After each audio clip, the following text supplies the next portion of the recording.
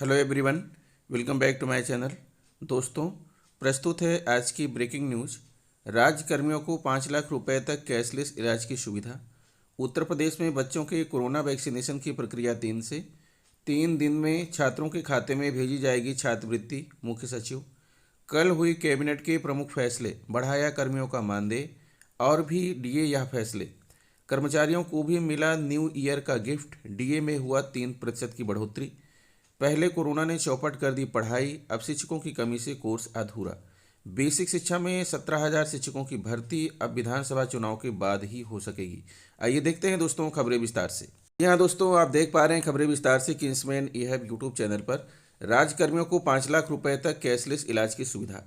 राज्यकर्मियों को लखनऊ राज्यकर्मियों व पेंशनर्स को अब 5 लाख रुपए तक कैशलेस इलाज की सुविधा दी जाएगी। पंडित दीनदयाल उपाध्याय राज्य कर्मचारी कैशलेस चिकित्सा योजना को कैबिनेट ने मंजूरी दे दी है। निजी अस्पतालों में इलाज कराने पर कर्मचारियों को यह सहायता राशि दी जाएगी।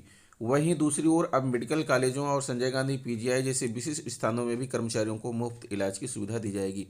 अभी तक सिर्फ जिला अस्पतालों में उन्हें यह सुविधा दी जाती थी, अब इसका दायरा बढ़ा दिया गया है। इस फैसले से 16 लाख राज्य कर्मचारियों और 12 लाख पेंशनर्स को फायदा होगा। उत्तर प्रदेश सरकारी सेवक चिकित्सा प्रचर्या नियमावली 2011 यथा संशोधित 2016 द्वितीय संशोधन में आवश्यक संशोधन किए जाने को हरी झंडी दे दी गई है। राज्य कर्मचारियों और पेंशनर्स को नए साल पर सरकार की ओर से बड़ा तोहफा दिया गया है। 14 मेडिकल कॉलेजों के संचालन के लिए सोसाइटी। निर्माणाधीन 14 मेडिकल कॉलेज और इससे संबद्ध जिला चिकित्सालय व रेफरल अस्पतालों के संचालन के लिए सोसाइटी के गठन को भी कैबिनेट से मंजूरी दे दी गई है। सोसाइटी के माध्यम से ही इन मेडिकल कॉलेजों के संचालन के लिए नीतिगत निर्णय लिए जाएंगे। यह अन्य चिकित्सा संस्थानों के कार्य परिषद की तर्ज पर ही कार्य करेगी। उत्तर प्रदेश में बच्चों को कोरोना वैक्सीनेशन की प्रक्रिया 3 से मिलेगा सुरक्षा कवच। वैश्विक महामारी कोरोना वायरस की तीसरी लहर के संक्रमण के बढ़ते प्रसार पर योगी आदित्यनाथ सरकार बेहद गंभीर हो गई है। सरकार बच्चों के वैक्सीनेशन को अब शीर्ष वरीयता पर रख रही है। इसके तहत 3 जनवरी से 15 से 18 वर्ष के बच्चों को कोविड टीकाकरण का सुरक्षा कवर प्रदान करने की प्रक्रिया प्रारंभ की जा रही है। योगी आदित्यनाथ सरकार बच्चों के लिए 3 जनवरी से वैक्सीनेशन का रजिस्ट्रेशन के साथ स्लॉट बुकिंग शुरू करेगी। इसके साथ ही 10 जनवरी से कोरोना वॉरियर्स, हेल्थ केयर व फ्रंट लाइन वर्कर्स तथा 60 वर्ष से ऊपर की आयु के मोबिडिटी वाले नागरिकों को प्रीकॉशन डोज दी जाएगी। सीएम योगी आदित्यनाथ का निर्देश है कि इसके दृष्टिगत वैक्सीन की उपलब्धता सुनिश्चित की जाए। जिम्मेदार अधिकारी केंद्र सरकार से सतत संपर्क में रहें। कोविड टीकाकरण में उत्तर प्रदेश ने अब तक शानदार कार्य किया है, यह क्रम आगे भी जारी रहे, इसके लिए सभी जरूरी प्रबंध किए जाएं। किशोरों के टीकाकरण के लिए व्यापक जागरूकता अभियान चलाया जाए। उत्तर प्रदेश में बच्चों के कोरोना वैक्सीनेशन की प्रक्रिया 3 से मिलेगा सुरक्षा कवच। वैश्विक महामारी कोरोना वायरस की तीसरी लहर के संक्रमण के बढ़ते प्रसार पर योगी आदित्यनाथ सरकार बेहद गंभीर हो गई है। सरकार बच्चों के वैक्सीनेशन को अब शीर्ष वरीयता पर रख रही है। इसके तहत 3 जनवरी से 15 से 18 वर्ष के बच्चों को कोविड टीकाकरण का सुरक्षा कवर प्रदान करने की प्रक्रिया प्रारंभ की जा रही है। 20 करोड़ से अधिक का टीकाकरण। प्रदेश में 20 करोड़ 14 लाख से अधिक कोविड टीकाकरण और 9 करोड़ 31 लाख से अधिक टेस्टिंग करके उत्तर प्रदेश टेस्टिंग और टीकाकरण देश में प्रथम स्थान पर है। यहाँ 7 करोड़ 34 लाख से अधिक लोगों को टीके की दोनों डोज देकर कोविड का सुरक्षा कवर प्रदान किया गया है। 12 करोड़ 80 लाख लोगों ने टीके की पहली डोज प्राप्त कर ली है। इस प्रकार टीकाकरण के लिए पात्र प्रदेश की कुल आबादी में लगभग 87% को पहली और 49.8% लोगों को दोनों डोज मिल चुकी है। वैक्सीनेशन को और तेज करने की जरूरत है। मुख्य सचिव दुर्गा शंकर मिश्रा ने 3 दिन के अंदर छात्रवृत्ति की धनराशि छात्रों के खाते में हर हाल में भेजे जाने के निर्देश दिए हैं। वहीं राज्य में अवैध शराब पर रोक के लिए सीमावर्ती क्षेत्रों में बैरियर लगाकर सघन चेकिंग करने को कहा है। अवैध शराब के निर्माण, भंडारण और परिवहन को हर हाल में रोके जाने का सख्त निर्देश दिया है। मुख्य सचिव ने शनिवार को वीडियो कॉन्फ्रेंसिंग के दौरान मंडलायुक्तों तथा जिलाधिकारियों के साथ समीक्षा बैठक की। अवैध शराब के विरुद्ध अब तक की गई कार्रवाई की सराहना की। अवैध शराब के दोषियों के खिलाफ कठोर कार्रवाई करने के निर्देश दिए। उन्होंने यह भी कहा कि असामाजिक व आपराधिक तत्वों तथा माफियाओं के खिलाफ सख्त कार्रवाई की जाए। उन्होंने कहा कि विधानसभा चुनाव के लिए तैयारियां शीघ्र पूरी कर ली जाएं। वरिष्ठ अधिकारी मतदान केंद्रों का सत्यापन कर लें। सत्यापन में संपर्क मार्ग, मतदान केंद्रों में टॉयलेट, पेयजल, फर्नीचर, इलेक्ट्रिसिटी आदि की व्यवस्था देखें। मुख्य सचिव ने कहा कि निर्वाचन ड्यूटी पर तैनात होने वाले सभी कार्मिक एवं सुरक्षा बलों का 100% वैक्सीनेशन सुनिश्चित कराया जाए। ड्यूटी पर तैनात होने वाले सभी कार्मिकों एवं फ्रंटलाइन वर्कर्स की स्क्रीनिंग कराई जाए तथा जिन्होंने 39 सप्ताह पहले दूसरी डोज ली है उन्हें बूस्टर डोज लगवाई जाए।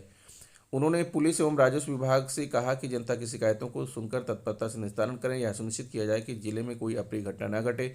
यदि कोई घटना संज्ञान में आती है तो तत्काल वरिष्ठ अधिकारी घटनास्थल पर पहुंचकर तथ्यों की सही जानकारी दें। सोशल मीडिया व अन्य मीडिया की भी सतत निगरानी करते रहने तथा झूठी खबरों पर तत्काल सही स्थिति स्पष्ट करते हुए आवश्यक कार्रवाई करने के निर्देश दिए हैं। 20 जनवरी तक 100% वैक्सीनेशन का दिया लक्ष्य। मुख्य सचिव ने कहा कि कोरोना संक्रमण के बढ़ रहे केसेस से पैनिक होने की जरूरत नहीं है। बिना किसी लक्षण अथवा माइल्ड लक्षण ही दृष्टिगत हुए हैं जो कि होम आइसोलेशन में ठीक हो सकते हैं। कोरोना केसेस न बढ़ें इसके लिए कोरोना प्रोटोकॉल का सख्ती से पालन कराया जाए। सतर्कता एवं सावधानी की जरूरत है। लोगों को आगाह करना है। नाइट कर्फ्यू में सुरक्षा बल गश्त के दौरान मास्क, सोशल डिस्टेंसिंग और वैक्सीनेशन के बारे में लोगों को जागरूक करें। थर्ड वेव आ रही है लेकिन घबराने की जरूरत नहीं है। सभी व्यवस्थाएं दुरुस्त रखें। व्यवस्थाओं एवं तैयारियों का मॉक ड्रिल करते रहें। रणनीति तय करनी है कि अगले 15-20 दिनों में 100% व्यक्तियों का वैक्सीनेशन कैसे हो। 20 जनवरी से पूर्व 100% वैक्सीनेशन अवश्य हो जाए, इसे लक्ष्य मानकर जिलाधिकारी काम करें। छुट्टा जानवरों को लेखपालों व ग्राम स्तरीय अधिकारियों की जिम्मेदारी तय होगी। उन्होंने कहा कि छुट्टा जानवरों से किसानों की फसलों का कोई नुकसान नहीं होना चाहिए। लेखपाल तथा अन्य ग्राम स्तरीय अधिकारियों की जिम्मेदारी तय की जाए कि उनके क्षेत्र में न मिले। अभियान चलाकर सभी छुट्टा पशुओं को गो आश्रय केंद्रों में भेजने का प्रबंध किया जाए। धान खरीद के लिए केवल ऑनलाइन टोकन ही जारी किए जाएं। प्रधानमंत्री आवास के नए लाभार्थियों के आधार पर सीडिंग का कार्य अगले 2 दिवस में करने को कहा। पीएम स्वनिधि योजना के स्वीकृत प्रार्थना पत्रों के सापेक्ष ऋण वितरण 6 जनवरी तक करने को कहा। छुट्टा जानवरों को लेखपालों व ग्राम स्तरीय अधिकारियों की जिम्मेदारी तय होगी। कल हुई कैबिनेट के प्रमुख फैसले। बढ़ाया कर्मियों का मानदेय और भी लिए यह फैसले। लखनऊ आशा कार्यकर्ता व आशा संगिनियों के मानदेय में 750 रुपये की बढ़ोतरी किए जाने को कैबिनेट ने मंजूरी दी है। इन्हें अब तक केंद्र सरकार की ओर से 1500 रुपये और राज्य सरकार की ओर से 750 रुपये मानदेय दिया जाता था। अब राज्य सरकार ने अपने हिस्से में 750 रुपये की और बढ़ोतरी कर दी है। करीब 1.70 लाख आशा कार्यकर्ता व आशा संगिनियों को इससे बड़ी राहत मिलेगी। आशा कार्यकर्ता व आशा संगिनियों के इस मानदेय के अलावा प्रसव व टीकाकरण इत्यादि कराने पर प्रोत्साहन राशि अलग से दी जाती है। केंद्र सरकार से 1500 रुपये मानदेय और राज्य सरकार से 1500 रुपये मानदेय के अलावा प्रोत्साहन राशि अलग से मिलेगी। अभी तक आशा कार्यकर्ता व आशा संगिनियां प्रतिमाह कम से कम 5250 रुपये तक कमा लेती थीं। अब मानदेय बढ़ोतरी के बाद वह 6000 रुपये तक कमा सकेंगी। प्रदेश में 1.56 लाख आशा वर्कर ग्रामीण क्षेत्रों में और 7000 आशा वर्कर शहरी क्षेत्रों में कार्यरत हैं। वहीं 7000 आशा संगिनियां भी कार्य कर रही हैं। उधर दूसरी ओर चिकित्सा एवं स्वास्थ्य विभाग के द्वारा जनपद चंदौली में उपकेंद्र भवनों का ध्वस्तीकरण किए जाने की अनुमति भी दे दी गई है। कैंसर अस्पताल में पीजीआई की दर पर होगी खरीद। Kalyan Singh super speciality cancer संस्थान में जब तक जेम पोर्टल के माध्यम से खरीद की व्यवस्था लागू नहीं होती तब तक दवा सहित अन्य जरूरी उपकरण इत्यादि का क्रय संजय गांधी पीजीआई लखनऊ के चालू दर पर अनुबंध पर किया जा सकेगा। चिकित्सा शिक्षा विभाग के इस प्रस्ताव पर भी मुहर लगा दी गई है। चिकित्सकों के लेवल 2 पदों पर सीधी भर्ती के लिए छोटे विषयों को किया गया शामिल। प्रादेशिक चिकित्सा सेवा संवर्ग के चिकित्सकों के लेवल 2 पदों पर सीधी भर्ती के लिए छोटे हुए विषयों को शामिल करने को मंजूरी दी गई है। चिकित्सा एवं स्वास्थ्य नियमावली 2020 में संशोधनों पर कैबिनेट ने मुहर लगा दी। विषयों के छूटने की वजह से उन विषयों के विशेषज्ञ डॉक्टरों की भर्ती नहीं हो पा रही थी। उधर लेवल 1 से लेवल 2 में जाने के लिए समय सीमा में भी संशोधन को मंजूरी दे दी गई है। आंगनबाड़ी कार्यकर्ताओं का 500 रुपये बढ़ा मानदेय। योगी कैबिनेट ने आंगनबाड़ी कार्यकर्ताओं और सहायकों को मानदेय में 500 रुपये तक प्रतिमाह की बढ़ोतरी के प्रस्ताव को मंजूरी दे दी है। सरकार आंगनबाड़ी कार्यकर्ताओं को कोरोना संक्रमण के दौरान अच्छा काम करने के लिए 500 रुपये महीने के हिसाब से 4 महीने का प्रोत्साहन राशि यानी 2000 रुपये प्रदान करेगी। भातखंडे संस्थान बनेगा राज्य संस्कृत विश्वविद्यालय। भातखंडे संगीत संस्थान सम विश्वविद्यालय को राज्य संस्कृति विश्वविद्यालय बनाने का निर्णय प्रदेश सरकार ने लिया है। संस्कृत विभाग के इस प्रस्ताव को शनिवार को कैबिनेट ने स्वीकृति दी। विभाग के प्रमुख सचिव मुकेश मिश्र ने बताया कि संस्थान को राज्य विश्वविद्यालय बनाने संबंधी इस अध्यादेश के तहत भातखंडे राज्य संस्कृत विश्वविद्यालय के पहले कुलपति की नियुक्ति राज्य सरकार करेगी। उसके बाद अगले कुलपति की नियुक्ति राज्यपाल द्वारा की जाएगी। वर्ष 2022-23 के लिए शराब की दुकानों का होगा नवीनीकरण। लखनऊ वर्ष 2022-23 के लिए सरकार ने आबकारी नीति को मंजूरी दे दी है। नए वित्तीय वर्ष के लिए सबसे पहले देसी शराब, मदिरा, बियर, भांग की दुकान और मॉडल शॉप का वर्ष 2022-23 के लिए नवीनीकरण किया जाएगा। उसके बाद जो दुकानें बचेंगी उसका व्यवस्थापन ई-लॉटरी के माध्यम से किया जाएगा। दुकानों की 2 चरणों में ई-लॉटरी के बाद सभी दुकानों का व्यवस्थापन 3 चरणों में ई-टेंडर के अनुसार किया जाएगा। वर्ष 2021-22 में स्वीकृत थोक लाइसेंस के इच्छुक लाइसेंस धारकों द्वारा वर्ष 2022-23 की निर्धारित देयताओं और अन्य शर्तों एवं प्रतिबंधों से सहमत पर पिछले वर्ष की तरह नवीनीकरण किया जाएगा।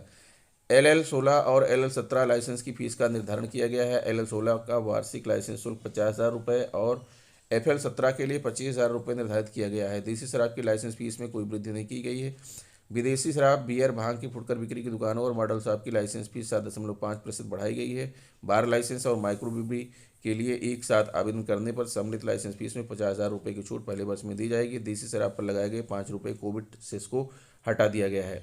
कर्मचारियों को भी मिला न्यू ईयर का गिफ्ट, डीए में हुआ 3% इजाफा, एरियर पर भी आया फैसला। कर्मचारियों को भी मिला न्यू ईयर का गिफ्ट, डीए में हुआ 3% का इजाफा, एरियर पर भी आया नया फैसला। नई दिल्ली, 7th पे कमीशन अपडेट, नए साल में कर्मचारियों के लिए बड़ी खुशखबरी है। सरकार ने एक बार फिर कर्मचारियों को डीए और डीआर में 3% की बढ़ोतरी की है। बढ़ोतरी 1 जुलाई 2021 से लागू होगी। कर्मचारियों के बीच इस घोषणा के बाद खुशियों की लहर है। डीए और डीआर में 3% की बढ़ोतरी। दरअसल केंद्र सरकार ने पहले ही अपने कर्मचारियों के डीए को 31% कर दिया है। अब इसी क्रम में उड़ीसा राज्य सरकार स्टेट ने भी कर्मचारियों के डीए और डीआर में इजाफा किया है। अब उड़ीसा के कर्मचारियों को भी केंद्रीय कर्मचारियों की तरह 31% डीए और डीआर का लाभ मिलेगा। उड़ीसा के मुख्यमंत्री नवीन पटनायक ने शुक्रवार को राज्य के कर्मचारियों और पेंशनभोगियों को महंगाई भत्ते में 3% की बढ़ोतरी की घोषणा की है। मुख्यमंत्री कार्यालय की तरफ से दी गई जानकारी के अनुसार इस फैसले से राज्य के करीब 7.5 लाख कर्मचारियों और पेंशनभोगियों को लाभ होगा। 30% पर भी मुहर। गौरतलब की राज्य सरकार ने 7वें वेतन आयोग के तहत कर्मचारियों को 30% का एरियर देने का भी फैसला किया है। कर्मचारियों को जनवरी 2016 से अगस्त 2017 के बीच बढ़े हुए वेतन का 50% बकाया मिलेगा। इस फैसले का लाभ राज्य के 6 लाख कर्मचारियों को होगा, यानी नए साल की शुरुआत से ही कर्मचारियों की बल्ले बल्ली हो गई। राज्य सरकार की तरफ से की गई बढ़ोतरी के बाद अब कर्मचारियों का महंगाई भत्ता मूल वेतन का 31% हो गया। आपको बता दें कि यह वृद्धि 1 जुलाई 2021 से होगी। केंद्र सरकार भी कर सकती है इजाफा। उधर केंद्र सरकार भी एक बार फिर केंद्रीय कर्मचारियों के डीए में इजाफा कर सकती है। AICPI इंडेक्स के आंकड़ों को देखो तो फिर सितंबर 2021 तक महंगाई भत्ता डियरनेस अलाउंस 33% हो चुका है, यानी कि इस हिसाब से इसमें 2% का इजाफा हो चुका है।